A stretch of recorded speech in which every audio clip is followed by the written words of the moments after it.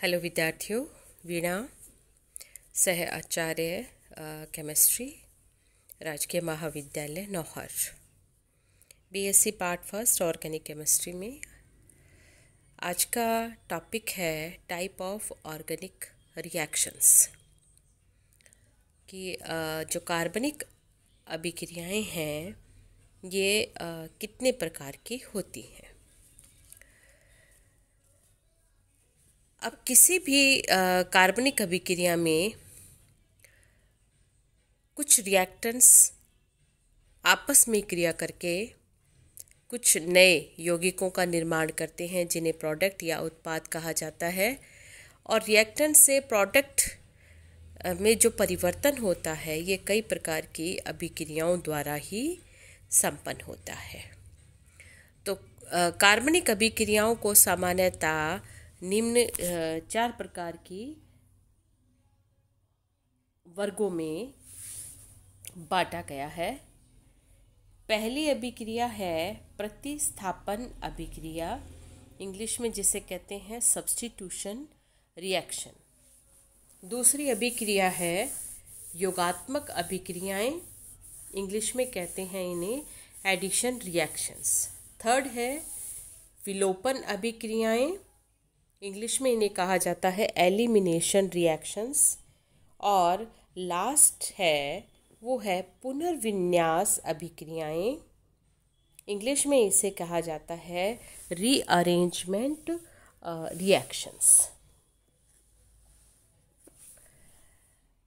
अब ये जो सभी प्रकार के जो अभिक्रियाएं हैं ये निम्न 2 क्रियाविधियों द्वारा संपन्न होती हैं।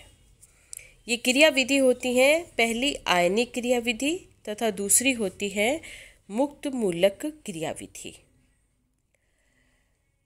अब जो आयनिक क्रियाविधि है ये जो आक्रमणकारी अभिकर्मक की प्रकृति के आधार पर इन अभिक्रियाओं को पुनः 2 भागों में विभाजित किया गया है।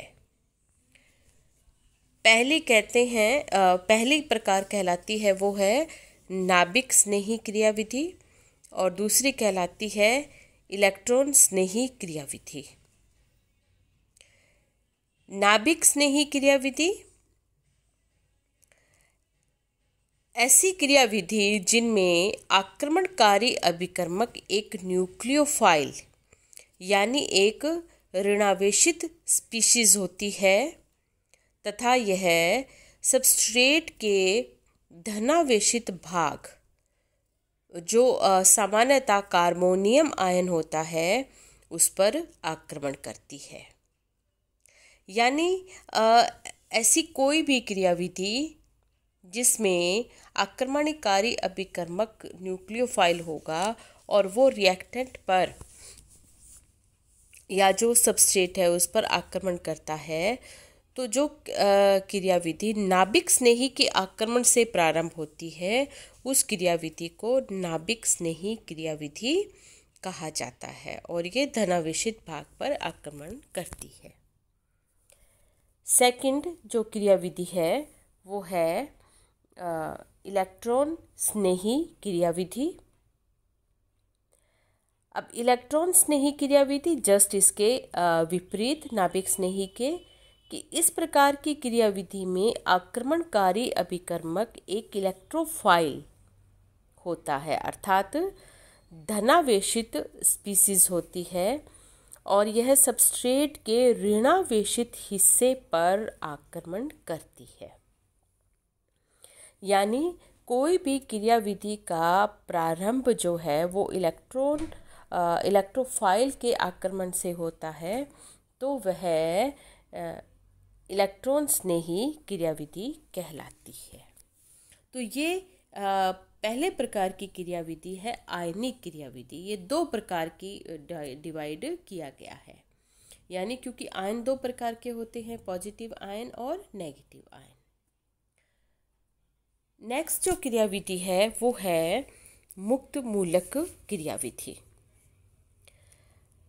और इस प्रकार की क्रियाविधि में सामान्यतः जो इंटरमीडिएट स्पीसीज होती है वह एक मूलक होती है, यानी जो मेन पार्ट है उस क्रियाविधि का, वहाँ पर जो इम्पोर्टेंट रोल होता है वो मुक्त मूलक का होता है, कोई आवेशित स्पीसीज उसमें नहीं होती।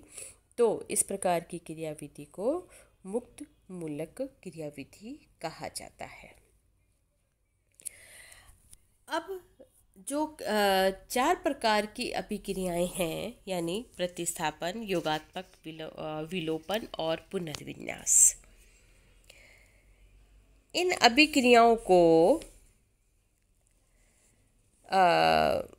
उनकी मेन रिएजेंट के आधार पर पुनः उनको फिर वर्गीकृत किया गया है। जैसे प्रतिस्थापन अभिक्रिया को लीजिए, तो प्रतिस्थापन अभिक्रिया में प्रतिस्थापित होने वाले अभिकर्मक के आधार पर इन्हें पुनः 3 भागों में बांटा गया है।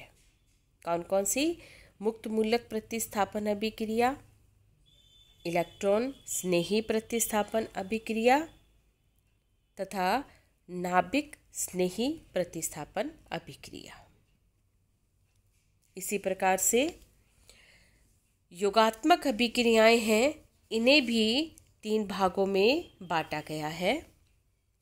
इलेक्ट्रॉन स्नेही योगात्मक अभिक्रिया, मुक्त मूलक योगात्मक अभिक्रिया एंड नाभिक स्नेही योगात्मक अभिक्रिया।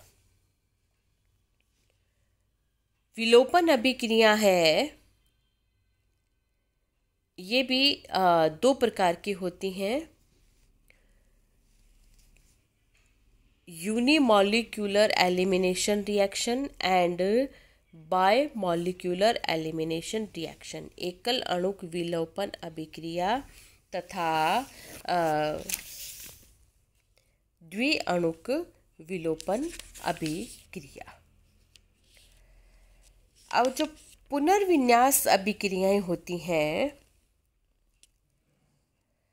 तो इन अभिक्रिया में जिसमें कि क्रियाकारी अणु में उपस्थित परमाणु या समूह की स्थिति में परिवर्तन होता है और उस परिवर्तन से नया उत्पाद बनता है। यानी इसमें कोई विशेष जो अभिकर्मक है उसकी कोई ऐसी आवश्यकता इसमें नहीं पड़ती। तो मुख्य जो ये 3 अभिक्रियाएं हैं, प्रतिस्थापन, योगात्मक और विलोपन अभिक्रिया। तो स्टूडेंट्स, आज की इस क्लास में हमने मुख्य रूप से टाइप्स ऑफ ऑर्गेनिक रिएक्शंस के बारे में हमने पढ़ा है। आगे की क्लास में हम इन सभी अभिक्रियाओं को विस्तृत रूप से अध्ययन करेंगे। आप सभी इस चैनल को सब्सक्राइब अवश्य करें तथा इस कोविड पैंडेमिक में बहुत ज़रूरी हो तभी आप घर से बाहर निकलें। बाहर निकलते समय मास्क का प्रयोग अवश्य करें, स्वयं भी करें, अपने परिवारजनों को भी मास्क का प्रयोग करने के लिए प्रेरित करें, अड़ोस पड़ोस में भी प्रेरित करें और फिज़िकल डिस्टेंस बना के रखें, हाथों को सैनिटाइज करते रहें। Thank you.